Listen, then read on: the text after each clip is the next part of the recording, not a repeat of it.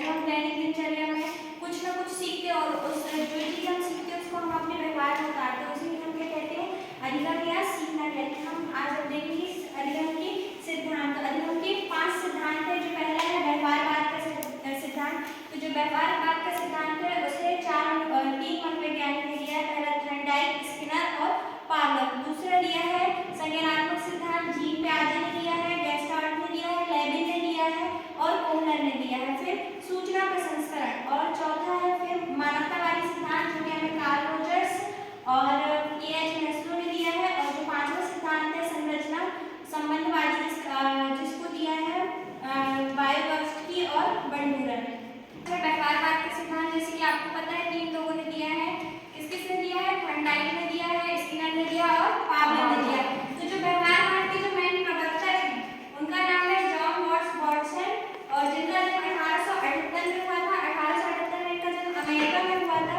इन्होंने मानव और पशु के बीच में क्या बताया था? संबंध को बताया था, उनके व्यवहारों को बताया था। इन्होंने 2 सिद्धांत दिए थे। पहला सिद्धांत था उद्दीपक एवं अनुक्रिया का सिद्धांत और दूसरा था वातावरण का सिद्धांत।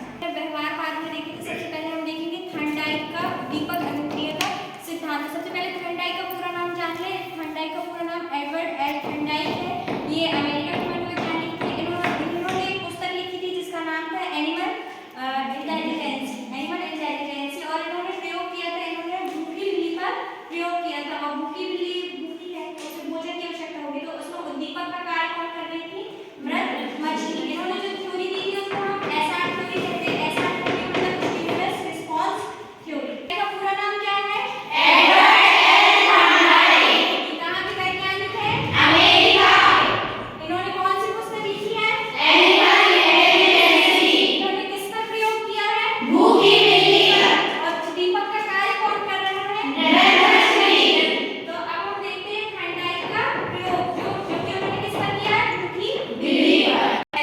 थ्योरी को एसआर थ्योरी के नाम से भी जाना जाता है, जिसका पूरा फुल फॉर्म है स्टिमुलस रिस्पांस थ्योरी। फिर इसका जो प्रतिपादन थॉर्नडाइक ने 1898 में किया था, और इसके अन्य जो नाम है, इसे सहचर्य का सिद्धांत भी कहा जाता है, इसे अनुवादी का सिद्धांत भी कहा जाता है, इसे प्रत्यय एवं भूल का सिद्धांत भी कहा जाता है, इसे सीखने का सिद्धांत भी कहा जाता है, इसे संबंधवाद का सिद्धांत भी कहा जाता है। तो आज हम देखेंगे थॉर्नडाइक का प्रयोग। तो जो थॉर्नडाइक ने प्रयोग किया था वो किस पर किया था? भूखी बिल्ली पर। तो इसका जो फर्स्ट पॉइंट है कि थॉर्नडाइक ने अपने परीक्षण में भूखी बिल्ली पर क्या किया था? प्रयोग। सबसे पहले थॉर्नडाइक ने इस बिल्ली को क्या किया था? एक पिंजरे में क्या कर दिया था? बंद कर दिया था। और बिल्ली कैसी थी? भूखी थी। ठीक है, तो भूखी बिल्ली पर प्रयोग किया। सबसे पहले इसे पिंजरे में बंद कर दिया। इस पिंजरे को हम बोलते हैं पजल बॉक्स। अब जैसे कि आप देख रहे हैं दरवाजे के पास इन्होंने क्या लगा दिया? बटन लगा दिया। अब जो बिल्ली है अब वो एक पिंजरे में बंद है, और वो क्या कर रही है? उसके सामने पिंजरे के बाहर उन्होंने क्या रख दिया? भोजन रख दिया। भोजन में उन्होंने मृत मछली रखी, जिसे हम क्या बोलते हैं? उद्दीपक बोलते हैं। क्या बोलते हैं? उद्दीपक बोलते हैं। जैसे ही ये भूखी बिल्ली किसको देखती है? उद्दीपक अर्थात भोजन को देखती है, बिल्ली क्या करने लगती है? उत्तेजित हो जाती है, एक्साइट हो जाती है और उछल कूद करने लगती है। और जैसे ही बिल्ली उछल कूद करती है, एक्साइटेड हो जाती है, तो उसका जो पंजा रहता है गलती से किस पर लग जाता है? बटन पर लग जाता है। और जैसे ही बटन पर लगता है उसका पैर, तो ये दरवाजा खुल जाता है। और जैसे कि आप देख रहे हैं, जैसे ही बिल्ली दरवाजे के बाहर जाती है और भोजन की प्राप्ति